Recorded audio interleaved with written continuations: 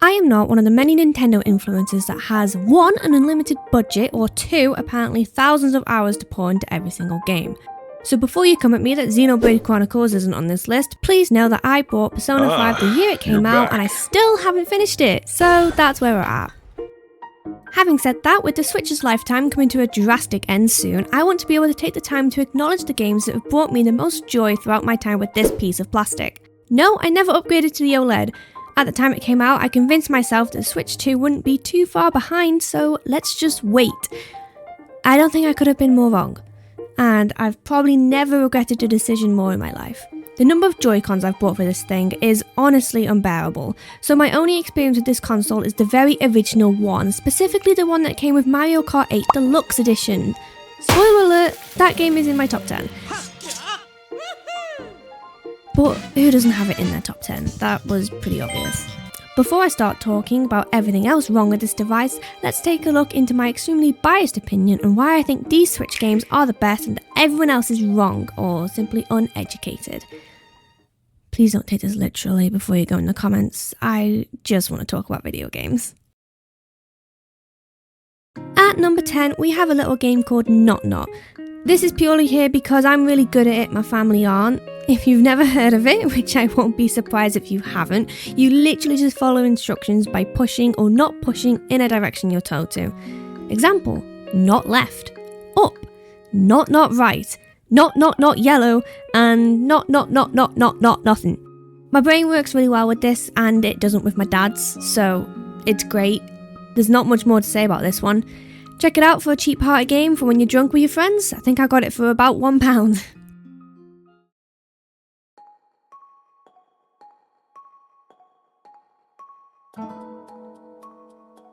Lockdown couldn't have been a better time for this cute animal game to come out.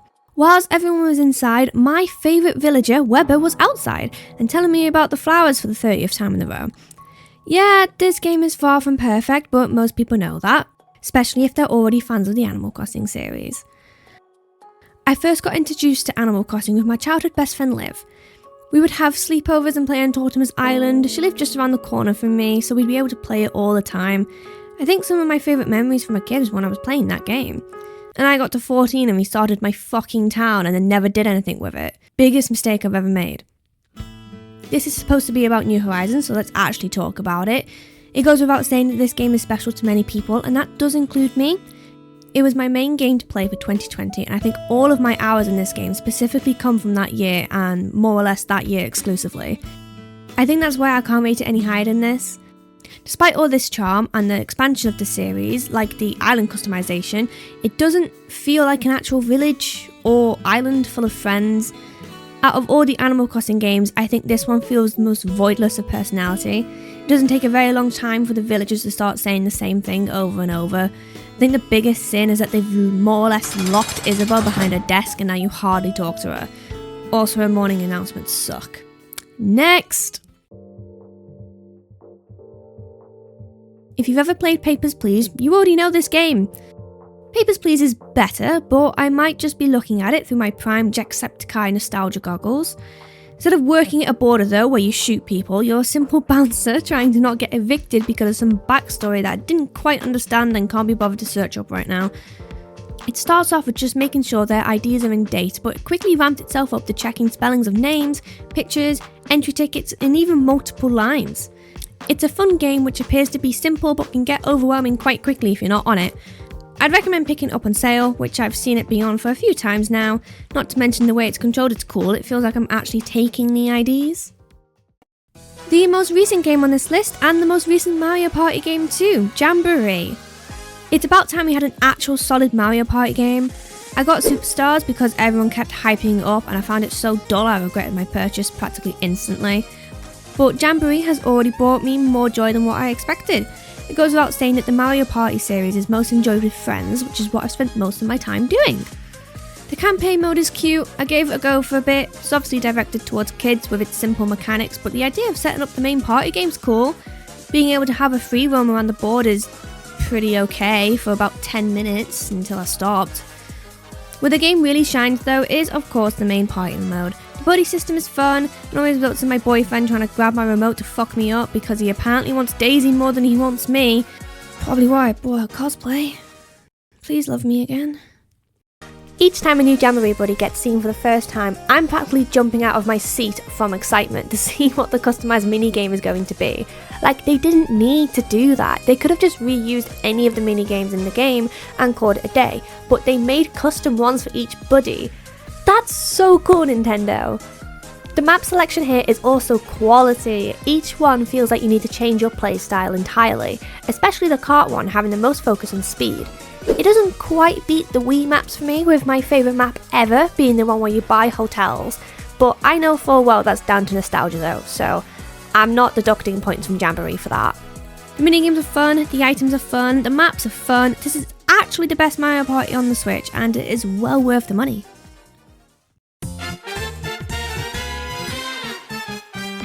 My work colleagues got a bit bored of Mario Kart one day and asked me what else I had for us to play on our lunch break. I suggested this, and now my boss is constantly picking me up and throwing me off the edge of a cliff. I think this is peak multiplayer games for my friends, who don't want to take anything seriously at all. I mean, for God's sake, Mario is a fucking cat. It feels like every single level in this game has had thought and care put into it, with one of my personal most memorable being the Shadow level. I don't have footage of it, so don't ask to see it, but it exists, I promise. Perhaps Super Mario Wonder is better, however I haven't given enough time to say if that's true or not. Maybe I'll release this video again in a month and replace them, but until then, this is a really solid experience, especially considering it's a Wii U port with some extra paint. That extra paint though? Wow. What makes Bowser's Fury so good is the fact that my jaw dropped when I found out you could traverse a miniature open world and just walk in and out of levels. There is something about this that feels like it should have been available the whole time. It all works so well together. You get to fight Bowser across all these levels, and if you're anything like me, use them to hide behind because the camera moves too slow for me to actually run and keep my eye on him. I'm a sucker for completing games, but I also hate doing the same thing over and over again. In the other Mario games, it felt like I had to repeat the same level over and over until I eventually collected everything. This simply isn't the case with Bowser's Fury though. If I don't get everything, oh well, let's go over here instead and get this cat shrine and then go back to it. It completely gets rid of the feeling of repetitiveness that I felt. Not to mention cats are great.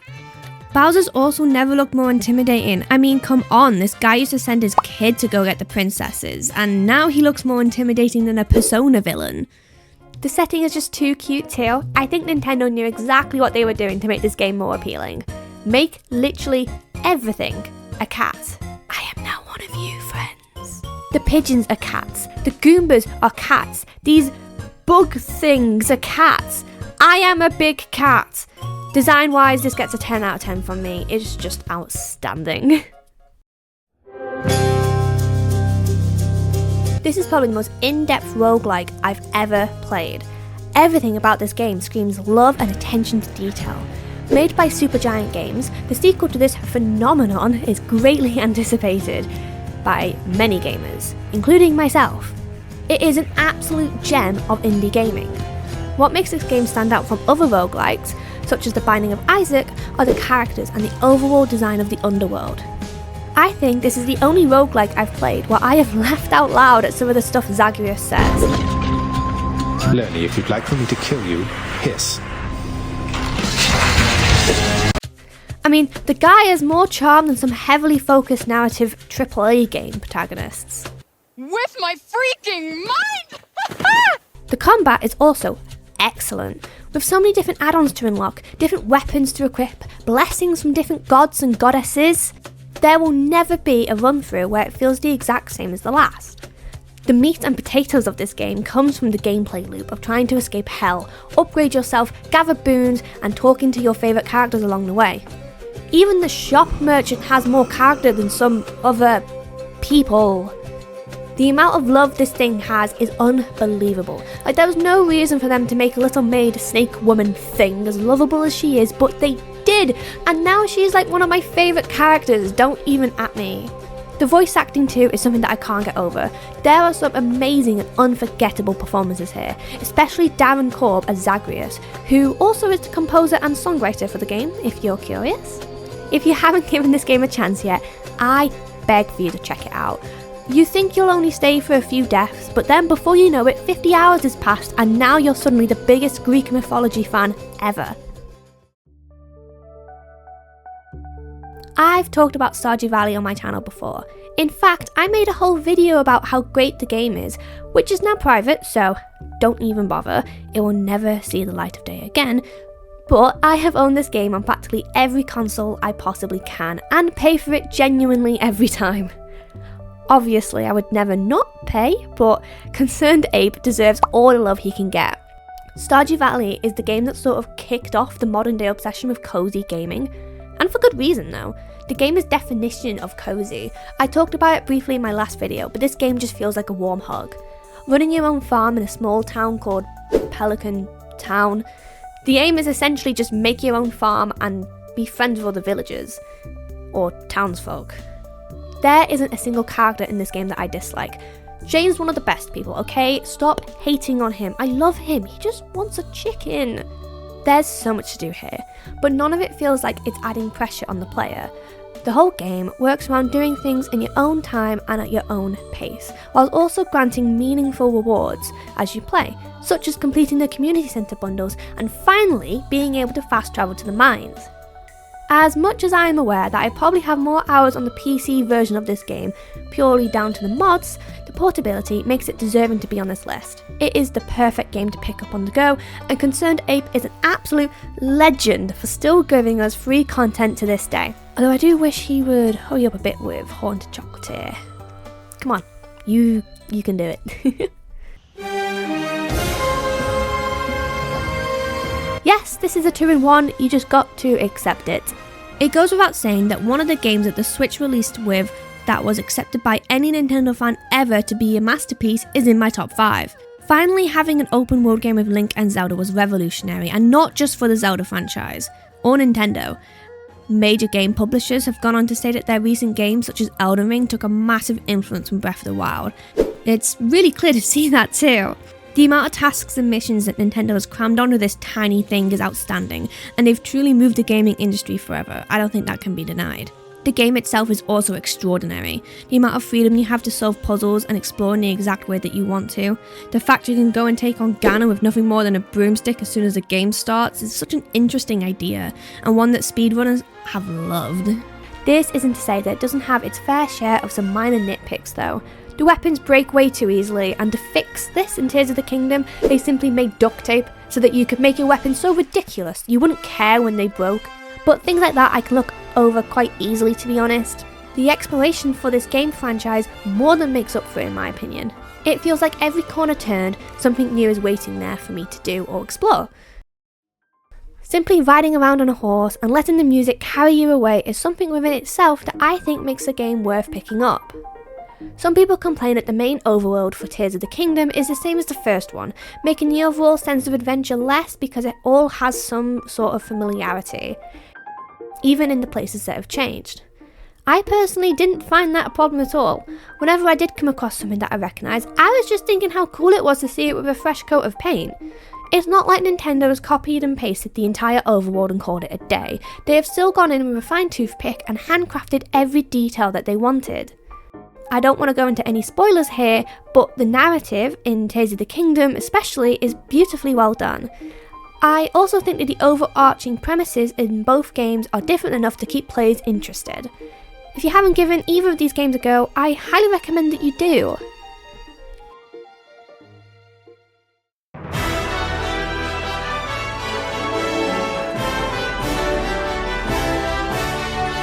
Until this one, I had never had any interest in a Smash game.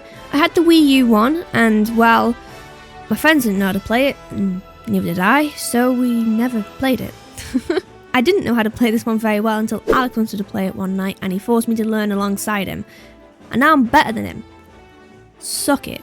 The amount of different characters there are, and the fact that absolutely none of them are overpowered or feel unbeatable if you're a certain character is a phenomenon. Look at the likes of Overwatch for God's sake. Fuck her! Such a broken ass character. Same goes to this brain dead, bold, gravity fuck.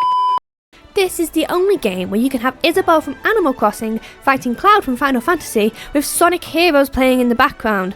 and it's perfectly normal.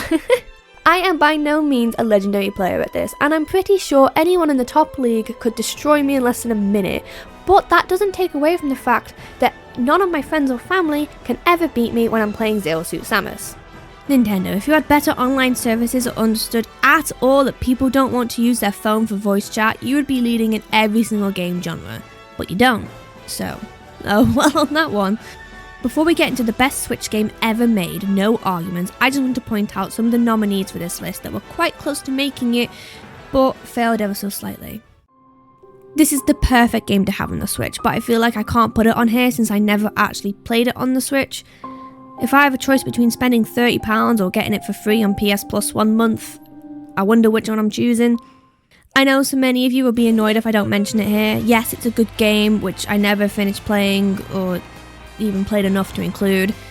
It didn't hook me, that's all I can say, but I want to acknowledge it for what it is. Being able to see the Pokemon and actually catch them is the coolest thing the series has ever done. It's a shame that it can feel quite repetitive and that the draw distance feels quite short occasionally, which is really distracting.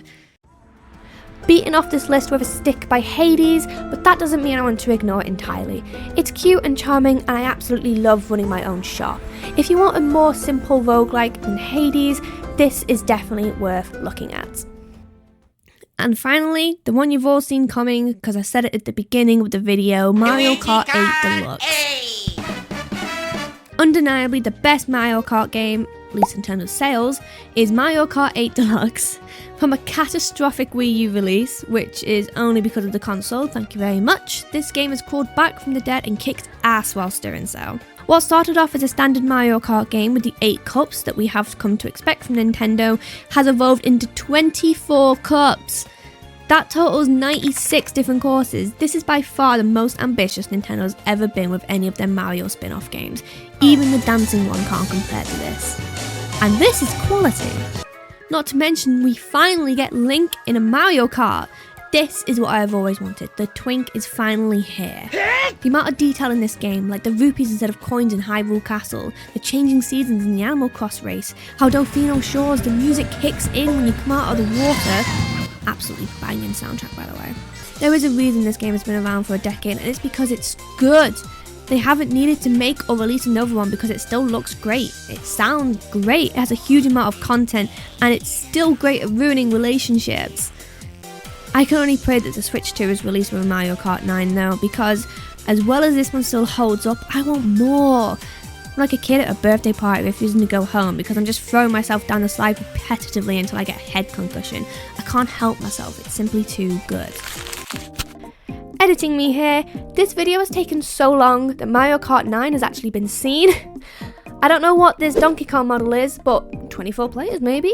Ooh. Now that the list is over, I want to know what your favourite Switch games are, so that we can all reminisce together over the best Nintendo has to offer. Thank you so much for watching, remember to like and subscribe, it really helps out the channel, and I should see you lovely people sometime again soon. Bye!